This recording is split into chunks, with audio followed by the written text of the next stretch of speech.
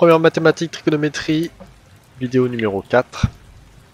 Nous allons voir le cosinus d'un angle. Alors, le cosinus d'un angle. L'axe des cosinus, c'est l'abscisse du cercle trigonométrique. Ici, on a les cos. Ici, je vais avoir les moins cos. Mais d'accord, je prends l'origine ici. La valeur maximale d'un cosinus, c'est 1. Et la valeur minimale, c'est moins 1. Cosinus d'un angle alpha se situera toujours entre moins 1 et 1. Donc on va voir quelques valeurs d'angle à connaître.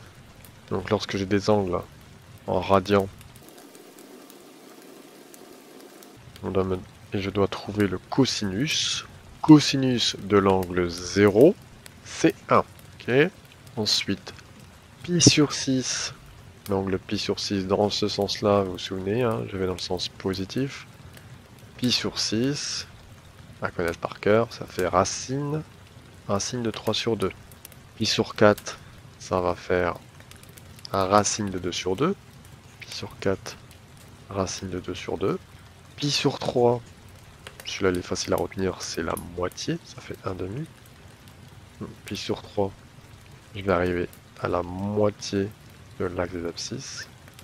Et pi sur 2, je vais obtenir 0. Donc ensuite, il faut connaître pour l'angle pi.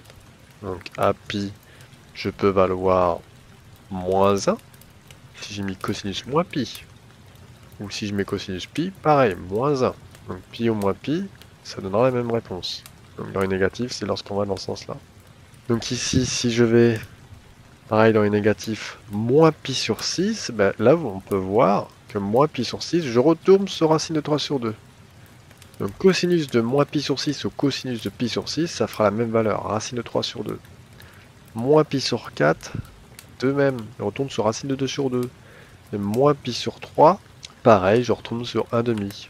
Donc quel que soit le signe ici, j'aurai les mêmes valeurs en cosinus.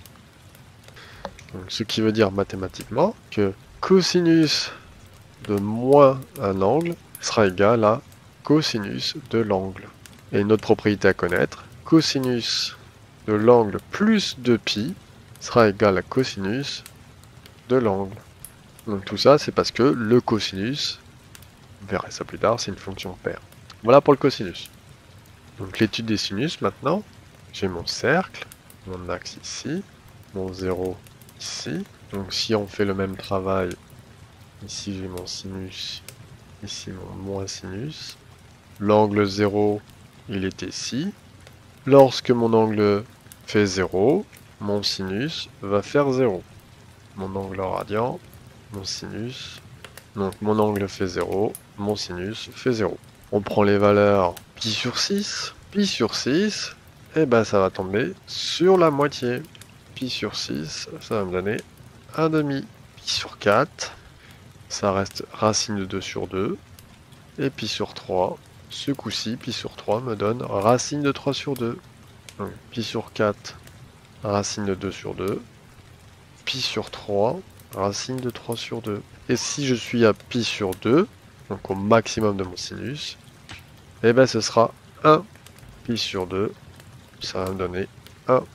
Et enfin pi, pi c'est faire l'angle ici, et ben j'obtiens 0. Donc pour obtenir moins 1 en sinus, il faut partir par là. Donc à moins pi sur 2, je vais avoir moins 1. À moins pi sur 2, mon angle sera de moins 1. À moins pi sur 3,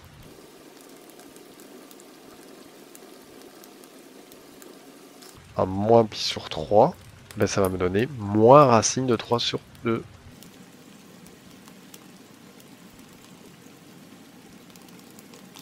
À moins pi sur 4, ça va me donner moins racine de 2 sur 2. Et à moins pi sur 6, ça va me donner moins 1 demi.